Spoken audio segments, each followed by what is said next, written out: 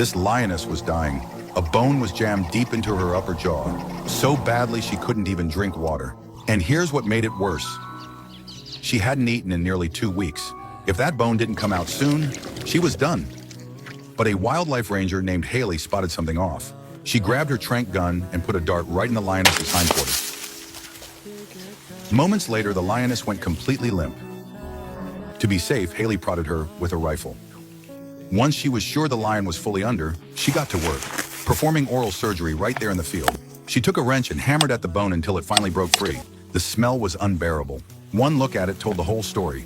The surface had turned black, meaning it had been lodged in her mouth for a very long time. If Haley hadn't found her when she did, this lioness would have slowly wasted away. But even with the bone out, weeks without food or water had left her in terrible shape.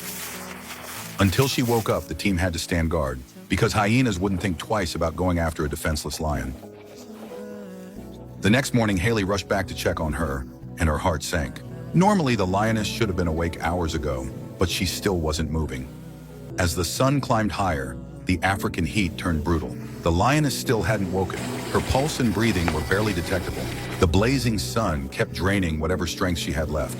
The crew pulled a vehicle over, using its body to shield her from the heat.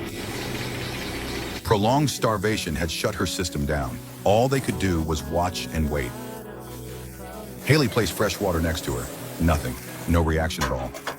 She fed water directly into the lioness's mouth through a soft tube, and finally she started swallowing on her own. The moment Haley saw her drink, a smile broke across her face. She kept feeding her, again and again, without hesitation. As the sun rose higher, the vehicle's shadow could no longer cover the lioness. Haley rigged a shade canopy on the roof. Everyone was praying she'd pull through. By 2 in the afternoon, even the makeshift shade wasn't enough. The team carefully moved her under a tree. Haley kept pouring water over her body to bring her temperature down. Slowly, her strength started coming back.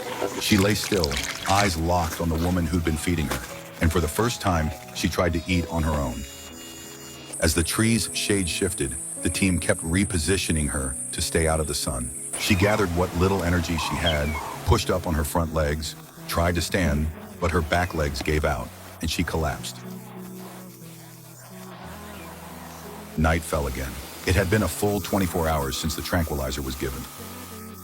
At 1 in the morning, with everyone watching and hoping, the lioness finally rose to her feet on her own. She took her first steps, slow and unsteady, like a cub learning to walk.